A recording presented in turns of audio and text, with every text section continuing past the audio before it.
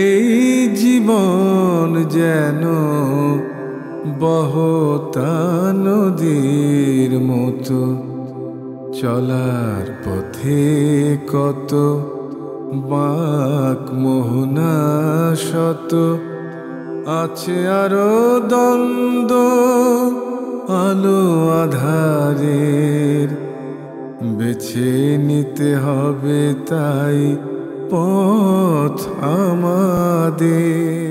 আসসালামু আলাইকুম প্রিয় দর্শক, আপনারা যারা দেশে আছেন প্রবাসে, সবাইকে জানাই অনেক অনেক প্রীতি ও শুভেচ্ছা। শুরু হলো এনটিভি আয়োজিত এবং লাভ হলো নিবেদিত টক শো আলোকপাত। আমাদের আজকের বিষয় অনুপম আদর্শ। আপনাদের সাথে আছি আমি জয়নুল আবেদিন আজাদ। আর আজকে আমাদের মাঝে অতিথি হিসেবে উপস্থিত আছেন বিশিষ্ট আলেম শেখ আহমদুল্লাহ। আসসালামু আলাইকুম রহমতুল্লাহি ওবরাকাতুহু। প্রিয় দর্শক, অনুপম আদর্শ একটি নতুন শিরোনাম। এই শিরোনামের আলোকে আমরা আমাদের প্রিয় নবী হযরত মুহাম্মদ মুস্তাফা সাল্লাল্লাহু আলাইহি ওয়াসাল্লামের যাবিত জীবনে যে আদর্শ ছিল, অনুপম আদর্শ, সে বিষয়ে কথা বলার চেষ্টা করব। আপনারা হয়তো লক্ষ্য করেছেন বিগত সময়ে বেশ অনেকগুলো মাস ধরে আমরা আরেকটি অনুষ্ঠান করেছিলাম যার শিরোনাম ছিল রাহমাতুল লিল আলামিন। ইতিহাসের বিভিন্ন বিষয় নিয়ে আমরা সেই অনুষ্ঠানের পর্বগুলো সাজাতে চেষ্টা করেছিলাম। আজকে আমরা অনুপম আদর্শ শিরোনামে যে অনুষ্ঠানের আয়োজন করেছি সেটাও নবী সাল্লাল্লাহু আলাইহি ওয়াসাল্লামের জীবনকে কেন্দ্র করেই। যাদের মনে আছে তারা নিশ্চয়ই উপলব্ধি করবেন, আমরা রাহমাতুল লিল আলামিন সেই ধারাবাহিক অনুষ্ঠানের শেষ পর্বে এসে বলেছিলাম নবী সাল্লাল্লাহু আলাইহি ওয়াসাল্লামকে নিয়ে আমরা একটু অন্য ধারার, অন্য মাত্রার আরেকটি অনুষ্ঠান করব ইনশাআল্লাহ। তারই যাত্রা শুরু হলো আজকে থেকে। হ্যাঁ, কিছুটা বিলম্ব হয়েছে। বিলম্বের কারণ ছিল আমাদের প্রিয় শেখ আহমদুল্লাহ, তিনি অসুস্থ ছিলেন বেশ কিছুদিন ধরে। তার অপারেশন হয়েছে, আল্লাহ তাকে সুস্থ করেছেন, তিনি আবার আমাদের মাঝে ফিরে এসেছেন। আলহামদুলিল্লাহ, আমরা মহান স্রষ্টা প্রশংসা করি। তো শুরুতেই আপনার শারীরিক অবস্থা সম্পর্কে জানতে চাইব এবং এরপরে যে প্রশ্নটি আপনার কাছে আমি পেশ করব সেটি হলো, গত যে অনুষ্ঠান ছিল রাহমাতুল লিল আলামিন, আর আজকে আলহামদুলিল্লাহ যে অনুষ্ঠান আমরা শুরু করতে পেরেছি অনুপম আদর্শ, যেটার আসলে কেন্দ্রীয় বিষয় হলো ওসবাতুল লিল আলামিন, অর্থাৎ হযরত মুহাম্মদ মুস্তাফা সাল্লাল্লাহু আলাইহি ওয়াসাল্লাম যে সৃষ্টি জগতের জন্য আদর্শ, সেই বিষয়ে। এ বিষয়ে তো অনেকে গ্রন্থ লিখেছেন, আলোচনা করেছেন। প্রসঙ্গত আমরা ডক্টর রাগিব সারজানির নাম স্মরণ করতে পারি। তিনি মিশরের স্কলার, তিনি চিকিৎসা বিজ্ঞানের অধ্যাপক, কিন্তু আরব বিশ্বে তিনি একই সাথে ঐতিহাসিক গবেষক এবং মুসলিম স্কলার হিসেবে পরিচিত। তো প্রসঙ্গত আমরা রাহমাতুল লিল আলামিনের পরে আবার অনুপম আদর্শ আমরা নিয়ে কেন কাজ করছি, পার্থক্যটা কী, এবং প্রসঙ্গত যদি আপনার ডক্টর রাগিব সারজানি সম্পর্কে কিছু বলতে চান, আমরা আপনার কাছ থেকে শুনতে চাইব। ধন্যবাদ আপনাকে। আল্লাহ রাব্বুল আলামিনের দরবারে লাখ কোটি শুকরিয়া যে আপনি এবং আমাদের সম্মানিত দর্শক শ্রোতা মণ্ডলী অনেকেই আমার শারীরিক অসুস্থতার কারণে দোয়া করেছেন, আল্লাহ তাআলা অনুগ্রহ করেছেন। আলহামদুলিল্লাহ, এখন প্রোগ্রামে অংশগ্রহণ করবার মতো অসুস্থতা আল্লাহ তাআলা দান করেছেন, যদিও এখনও বেশ কিছুটা সময় লাগবে পুরোপুরি কিউর হতে। সকল প্রশংসা আল্লাহ তাআলার, আলহামদুলিল্লাহ। আর আমরা, আপনি নিশ্চয়ই জানেন, আমাদের দর্শকরা অনেকে যারা নিয়মিত আমাদের সাথে প্রোগ্রামে ছিলেন, অনেকেই অনেক দিন থেকে অনুসরণ করেছেন, ফলো করেছেন প্রোগ্রামটা। আমরা রাহমাতুল লিল আলামিনে মূলত প্রিয় নবী সাল্লাল্লাহু আলাইহি সাল্লামের জীবনের ইতিহাসকে তুলে ধরার চেষ্টা করেছি, যেটা তার জন্ম, তার জন্মের পূর্বে আরবের ভৌগোলিক এবং রাজনৈতিক অবস্থা, এবং সেখান থেকে নিয়ে একেবারে তার পুরো জীবন পুঙ্খানুপুঙ্খরূপে বলতে পারি আমরা প্রতিটা ধাপে ধাপে মক্কায়, মদিনাতে, শৈশবে, কৈশোরে, যৌবনে, নবুয়তের আগে, নবী হওয়ার পরে এক একটা অভিযান, এক একটা যুদ্ধ, এক একটা চুক্তি, এক একটা যেগুলো ইতিহাসের বিষয় ছিল, আমরা সেগুলো আলোচনা করেছি। তো ইতিহাসের বিষয় সেগুলা ঐতিহাসিক আলোচনা, সেটার এর বাইরেও তো জীবন থাকে, এর বাইরেও একটা জীবন থাকে। আমরা মূলত অনুপম আদর্শ এই প্রোগ্রামে, এই নতুন অনুষ্ঠানে আমরা প্রিয়নবী সাল্লাল্লাহু আলাইহি সাল্লামের ব্যক্তিগত জীবন, মানুষ হিসাবে তিনি কেমন ছিলেন, নবী হিসাবে তিনি কিভাবে কেমন ছিলেন, কিভাবে তিনি নবী হলেন, অর্থাৎ তার সততা, তার দয়া, তার দানশীলতা, তার সাহসিকতা, তার গুণাবলী, তার বৈশিষ্ট্য, এবং কেন তিনি অনুপম আদর্শ হলেন, কেন তিনি তুলনাহীন আদর্শ হলেন, তার তুলনা মানে কেন আর কেউ নাই এবং কেউ হতে পারে না, সে বিষয়গুলো আমরা এই অনুষ্ঠানের মধ্যে তুলে ধরার চেষ্টা করব। অর্থাৎ আগেরটা ছিল ইতিহাস নির্ভর, আর এটা হলো প্রিয়নবী সাল্লাল্লাহু আলাইহি সাল্লামের বৈশিষ্ট্য এবং ব্যক্তিত্ব নির্ভর। বলতে পারি আমরা ব্যক্তি মুহাম্মদ সাল্লাল্লাহু আলাইহি সাল্লামকে জানার চেষ্টা করব, যেখানে ইতিহাসের চাইতে তার গুণাবলী, তার বৈশিষ্ট্য, এগুলো আমাদের কাছে বেশি ফুটে উঠবে। এটাকে অন্যভাবে বলতে পারি আমরা, রহমতুল লিল আলামিন ছিল জানার, আর অনুপম আদর্শ অনুষ্ঠানটি হলো সরাসরি অনুসরণ করবার, মানার, একটা জানার, একটা মানার। আগের অনুষ্ঠান থেকে আমরা জানলাম, এবং সেই জানাটার উপকারিতা হলো প্রিয়নবী সাল্লাল্লাহু আলাইহি সাল্লাম কীভাবে মাত্র 23 বছর সময় পেয়েছেন তিনি নবুয়তের দায়িত্ব পাওয়ার পর থেকে আনুষ্ঠানিকভাবে। এই 23 বছরের সময় গোটা পৃথিবীর পট কিভাবে একটা মানুষ পরিবর্তন করে দিলেন, এবং পৃথিবীর সবচাইতে নানা দিক থেকে পিছিয়ে থাকা মানুষগুলোকে পৃথিবীর নেতৃত্বের আসনে কিভাবে বসিয়ে দিলেন, তার পদক্ষেপগুলো কি ছিল, সেই সমস্ত বিশ্লেষণ ছিল আমাদের আগের অনুষ্ঠানে। আর এখনকার অনুষ্ঠানটিতে আমরা মূলত তুলে ধরার চেষ্টা করব সেটি হলো যে প্রিয়নবী সাল্লাল্লাহু আলাইহি সাল্লাম কীভাবে মক্কা, মদিনাতে যুদ্ধে বিগ্রহে লিপ্ত মানুষগুলোকে সোনালী মানুষ করেছেন, তার ব্যক্তিত্বের কোন কোন দিকগুলো তাদেরকে অভিভূত করেছে, পৃথিবীকে আলোকিত করেছে, তিনি কিভাবে আলোদীপ্ত হয়েছেন আল্লাহ তাআলার তরফ থেকে, সে বিষয়গুলো অনুষ্ঠানের মাধ্যমে ফুটে উঠবে। আপনার এই কথার সূত্র ধরে সাধারণ মানুষদের পক্ষে একটি বিষয় আপনার সামনে পেশ করতে চাইব।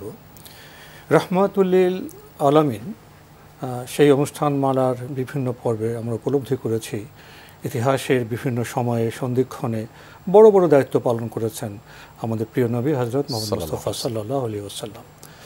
আমরা সেই পর্বগুলোতে লক্ষ্য করেছি যে নবী সাল্লাল্লাহু আলাইহি ওয়াসাল্লাম কত বড় বড় দায়িত্ব পালন করেছেন, যুদ্ধ, বিগ্রহ, সন্ধি, কত রকম পরিস্থিতি।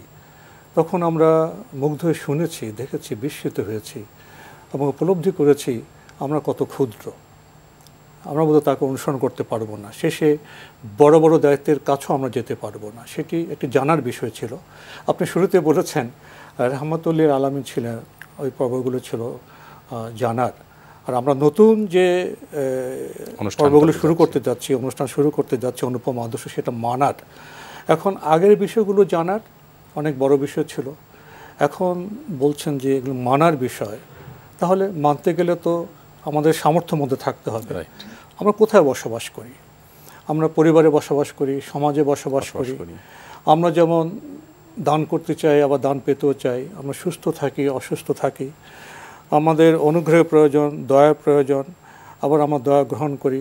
তো এই যে বিষয়গুলো আমাদের আয়ত্তর মধ্যে, সেই সব বিষয়ে রাসূল সাল্লাল্লাহু আলাইহি ওয়াসাল্লাম আমাদের জন্য কি উদাহরণ রেখেছেন, কি অনুপম আদর্শ রেখেছেন। এবং আমরা সাধারণ মানুষ হওয়ার পরেও সামর্থ্য অনুযায়ী আমরা সেই বিষয়গুলো কীভাবে অনুসরণ করতে পারি, এভাবে কি আমরা অগ্রসর হব?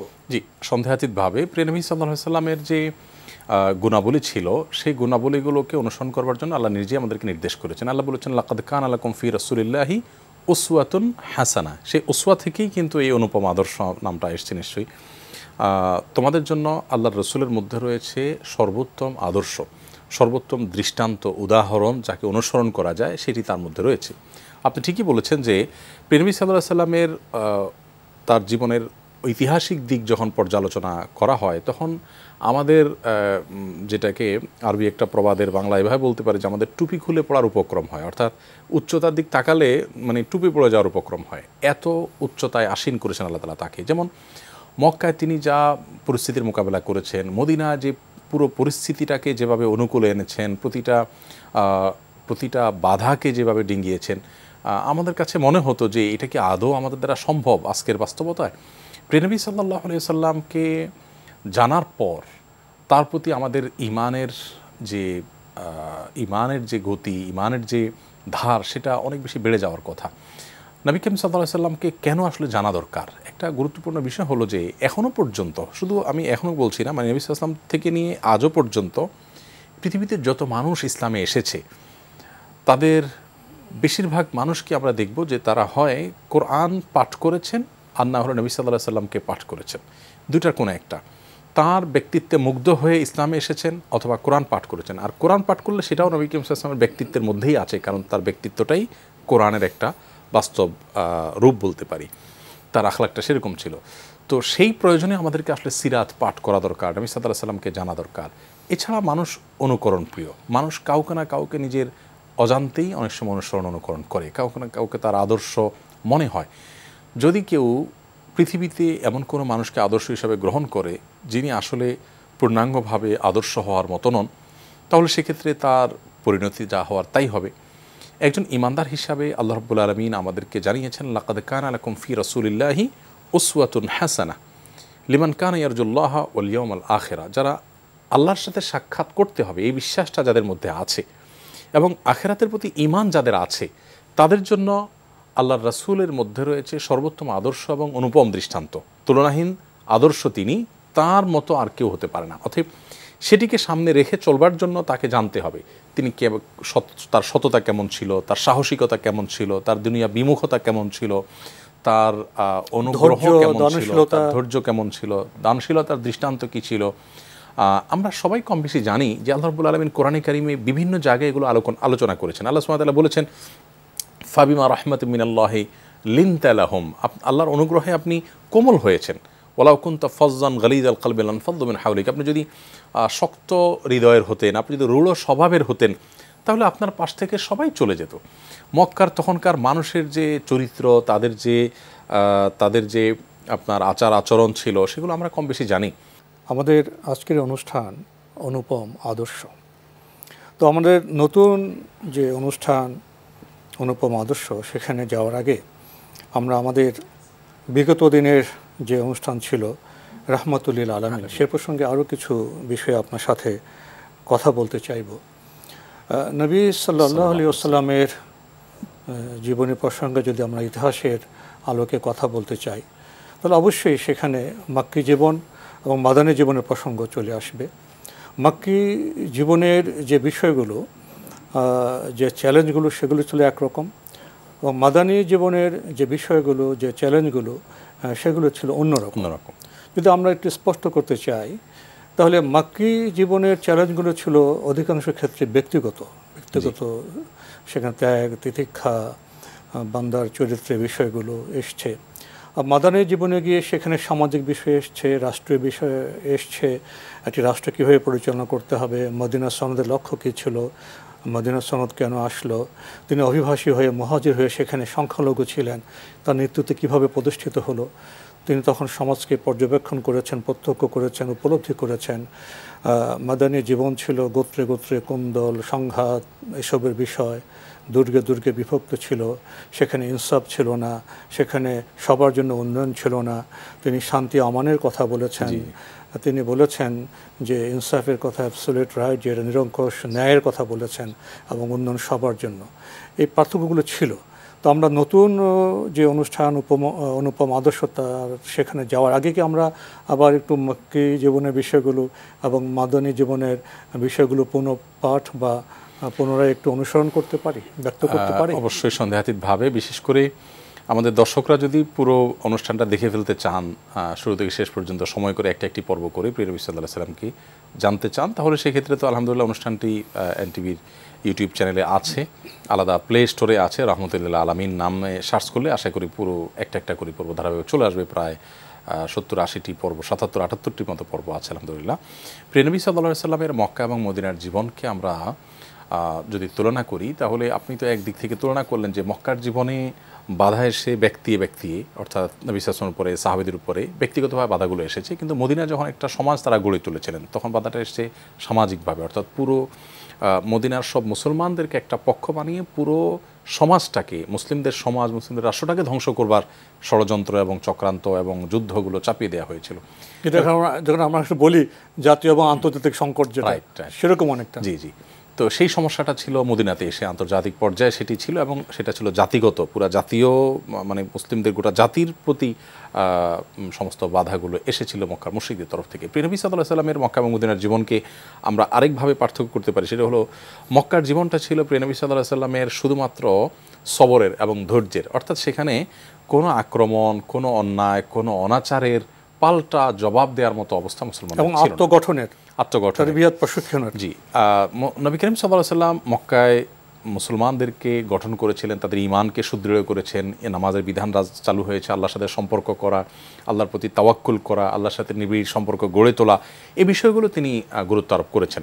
এবং এগুলো করতে করতে তাদের যখন আর্থিক উন্নতি ঘটলো, আল্লাহর সাথে একটা সুসম্পর্ক গড়ে তোলবার মতো যোগ্যতা তৈরি হলো, ঈমানটা বলিষ্ঠ বলিয়ান হয়ে গেল, এবার মদিনার জীবনে আসার পর বাধা আসার পর বাধাকে ডিঙ্গাবার মতো ঈমানী শক্তি এবং সার্বিক শক্তি তাদের অর্জিত হলো, সেটা তিনি করলেন।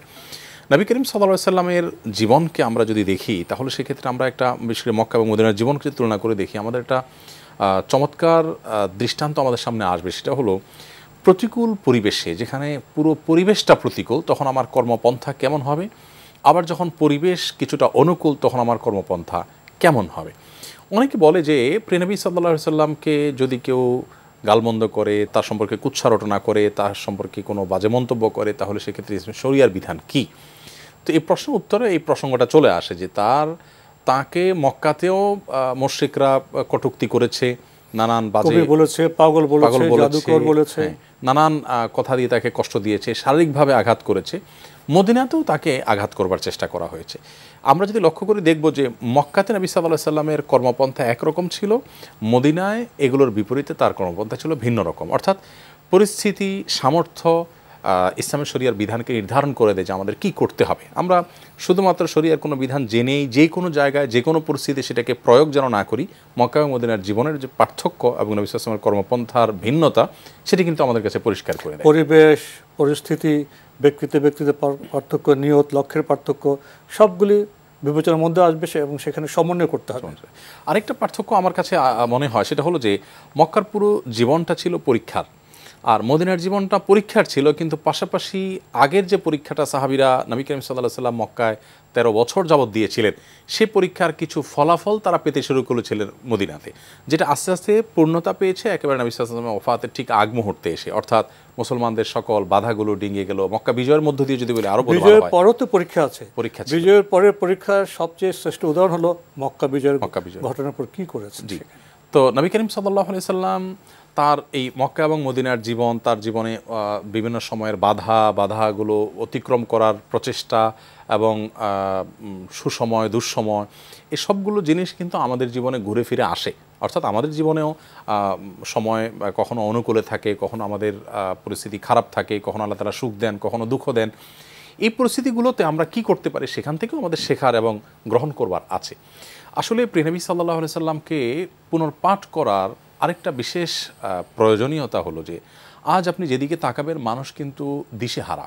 আমরা যারা নিজেদেরকে মুসলিম দাবি করছি, বিশেষ করে আমি তরুণ প্রজন্মের কথা বলতে পারি স্পেশালি, যে আমাদের তরুণরা আজ এবং সাধারণভাবে অন্যদেরকেও বলতে পারি যে আমরা সবাই আজ অনেকখানি দিশেহারা। অর্থাৎ আমরা ঠিক কি করব, আমাদের কি করা উচিত, কাকে আমরা ঠিক আমাদের জীবনের একমাত্র আদর্শ হিসেবে গ্রহণ করে তাকে সামনে রেখেই আমরা চলব, কে আমার জীবনে একমাত্র অনুকরণীয় হবেন, আমার নেতৃত্বের সর্বোচ্চ আসনে আসীন থাকবেন, এই জিনিসটা নিয়ে আমরা যদিও মুখে বলি লা ইলাহা ইল্লাল্লাহ মুহাম্মাদুর রাসূলুল্লাহ, আমরা বলি মুহাম্মদ সাল্লাল্লাহু আলাইহি ওয়াসাল্লাম আমাদের রাসূল নবী, তারপরেও কেন যেন আমাদের একটা গ্যাপ থেকে যায়। তাকে কি আমরা নিরঙ্কুশ নেতৃত্বের আসনে বসাবো, তাকে একমাত্র অনুসরণের জায়গায় বসাবো, নাকি আমার জীবনের কোনো, আমার ব্যবসার জন্য কেউ হয়তো আমার আইডল, আমার শিক্ষার জন্য কেউ হয়তো আইডল। কনফিউশন আছে এবং বিভ্রান্তিও আছে। তো এই পর্যায়ে এসে প্রিয় নবী সাল্লাল্লাহু আলাইহি ওয়াসাল্লামকে যদি কেউ জানতে পারেন, তাহলে সেক্ষেত্রে তার ঈমান অনেক বেশি বৃদ্ধি পাবে এবং তার বিভ্রান্তি দূর হবে। আমরা আবারও বলছি, এই যুগে এবং পৃথিবীতে শুরু থেকে মুহাম্মদ সাল্লাল্লাহু আলাইহি ওয়াসাল্লামের শুরু থেকে এই পর্যন্ত আপনি দেখবেন যে দ্বিধাগ্রস্ত মানুষদের দ্বিধা দূর করবার জন্য, বিভ্রান্ত মানুষের বিভ্রান্তি দূর করবার জন্য সিরাত এর কোনো বিকল্প ছিল না। আপনি যে বিষয়টি একটু আগে তুলে ধরলেন, সেই বিষয়ে আমার অনেক কথা ছিল, কিন্তু আমরা এটাও জানি সময় আমাদের খুবই সীমিত, হয়তো আর 2 মিনিটের মতো সময় আছে, 2-3 মিনিটের মতো সময় আছে আমাদের হাতে। আপনার বিষয়টা আমি যদি এভাবে চিত্রায়িত করি যে আমরা মনে করি যে মুসলিম হিসেবে আমাদের কিছু করণীয় আছে। কী করণীয়? সেখানে বিভ্রান্তি আছে। কারণ আমরা কোরআনিক অ্যান্ড প্রফিটিক যে থিম, সে থিম দ্বারা অনেকটা পরিপুষ্ট নয়, সভ্যতার অভিজ্ঞতা আছে। আমরা যখন মুসলিম হিসেবে বিবেচনা করতে যাই, দেখা যায় অনেকেই নিজেকে একটু সাম্প্রদায়িক ভাবনায় ভেবে ফেলেন যে আমি একটা সম্প্রদায়গত মুসলিম। কেউ আর একটু বৃহত্তর রাজনৈতিক চেতনায় মনে করে আমি জাতীয়তাবাদী, মুসলিম জাতীয়তাবাদী। আবার নানাভাবে যখন নির্যাতিত হয় তখন আমাদের মধ্যে কোনো ভাই, অসহায় ভাই বলবো, উগ্র হয়ে ওঠে। এই যে কখনো সাম্প্রদায়িক মুসলিম, কখনো জাতীয়তাবাদী মুসলিম, এবং কখনো মজলুম হয়ে যাওয়ার পরে একটু উগ্রভাব, প্রতিশোধের স্পৃহা, এগুলি বিভিন্ন রূপ। কিন্তু মহানবী সাল্লাল্লাহু আলাইহি ওয়াসাল্লাম আমাদেরকে কোন ধরনের মুসলিম হতে বলেছেন? তিনি তো আমাদের বান্দা মুসলিম হতে বলেছেন। গৃহে, বাইরে, চ্যালেঞ্জে, যখন মজলুম হব, নির্যাতিত হব, সর্বাবস্থায় আমাদের বান্দার পরিচয়ে দীপ্ত হতে হবে। এই যে বান্দার পরিচয়ে দীপ্ত হতে পারলে, যে বিষয়ে আপনি কথা বলছিলেন যে আমরা দিশেহারা, আমরা দিশেহারা হব না। গৃহে আমাদেরকে করণীয় রাসূল সাল্লাল্লাহু আলাইহি ওয়াসাল্লাম সুন্নাহ থেকে আমরা পাবো। ব্যবসার ক্ষেত্রে শত্রুর আঘাতে কী করণীয়, সুন্নাহ থেকে পাবো। তো আমরা বোধহয় সেই সুন্নাহ মনস্ক জীবনযাপন করার জন্য বোধহয় অনুপম আদর্শের দিকে যাব। এখন আমাদের বিগত যে পর্ব ছিল রহমাতুল লিল আলামিন, সেই প্রসঙ্গে আমরা কিছু কথা বলেছি। তো আমাদের বোধহয় সেই পাঠটা এখানে শেষ করতে হবে। যদি আপনি শেষ বাক্য বলতেন। ধন্যবাদ আপনাকে। ঠিকই বলেছেন যে প্রিয় নবী সাল্লাল্লাহু আলাইহি সাল্লামকে পাঠ করা ছাড়া, পুনর্পাঠ করা ছাড়া আমরা প্রকৃত মুসলিম হতে পারবো না। আল্লাহ সুবহানাহু ওয়া তাআলা আমাদেরকে উম্মতে ওয়াসাতা বা মধ্যমপন্থী উম্মাহ করে রেখেছেন। আমরা বিভ্রান্তির বেড়াজালে কখনো এদিকে, কখনো এদিকে, কখনো কেউ খুব বেশি শিথিলতা, কখনো কেউ বাড়াবাড়ি করে ফেলে, এগুলো সবগুলো হলো আমাদের আদর্শের যে জায়গাটা, এটা ঠিক না করবার কারণে। আমরা শত্রুপক্ষের আঘাতে অংশ আমরা প্রতিক্রিয়াশীল হয়ে যাই, আমরা প্রোঅ্যাক্টিভ হতে পারি না, নিজেদের মতো প্রকাশ করতে পারি না। প্রিয় নবী সাল্লাল্লাহু আলাইহি সাল্লামের পুরো জীবন যদি কেউ নির্মোহভাবে দেখেন, আপনি দেখবেন যে এত বাধা, এত ষড়যন্ত্র, এত যুদ্ধ বিগ্রহ চাপিয়ে দেওয়া হলো, কখনো তিনি কিন্তু আছে না যে অসহিষ্ণু হয়ে একেবারে নিয়ন্ত্রণহীন হয়ে কিছু করেছেন, দিশেহারা হননি, কিন্তু ঠান্ডা মাথায় প্রতিটা পরিস্থিতির মোকাবেলা করেছেন। এই জন্য তাকে যত বেশি পাঠ করতে পারবো আমরা প্রকৃত মুসলমান তত বেশি হওয়ার সুযোগ, আমরা ততই সঙ্গত কাজটি করতে পারবো, কাঙ্ক্ষিত কাজটি করতে পারবো। সময়ের কারণে এখানে শেষ করতে হচ্ছে। শেখ আহমদুল্লাহ, আপনি কষ্ট করে আমাদের স্টুডিওতে এসেছেন, সময় দিয়েছেন, সেজন্য আপনাকে অনেক ধন্যবাদ। আপনাকে অনেক অনেক ধন্যবাদ। প্রিয় দর্শক, আমরা দেখছিলাম এনটিভি আয়োজিত এবং লাভ হলো নিবেদিত টক শো আলোকপাত। আমাদের আজকের বিষয় ছিল অনুপম আদর্শ। আমরা সে বিষয়ে প্রবেশ করতে পারিনি। প্রাসঙ্গিকভাবে আমরা বিগত অনেকগুলো পর্বে রাহমাতুল লিল আলামিন নবী ইসলামের ঐতিহাসিক জীবন সম্পর্কে কথা বলেছি। সেগুলো আবার একটু পুনঃস্মরণ, পুনঃপাঠের চেষ্টা করেছি। ইনশাল্লাহ আগামী পর্ব থেকে আমরা আমাদের নতুন যে অনুষ্ঠান অনুপম আদর্শ, সেই অভিযাত্রা শুরু করব। প্রিয় দর্শক, মহান আল্লাহ আমাদের সবাইকে নিরাপদে রাখুন শান্তিতে। আসসালামু আলাইকুম। পথে কত বাক মোহনা শত আছে আরো দ্বন্দ্ব, আলো আধারের বেছে নিতে হবে তাই পথ আমাদের।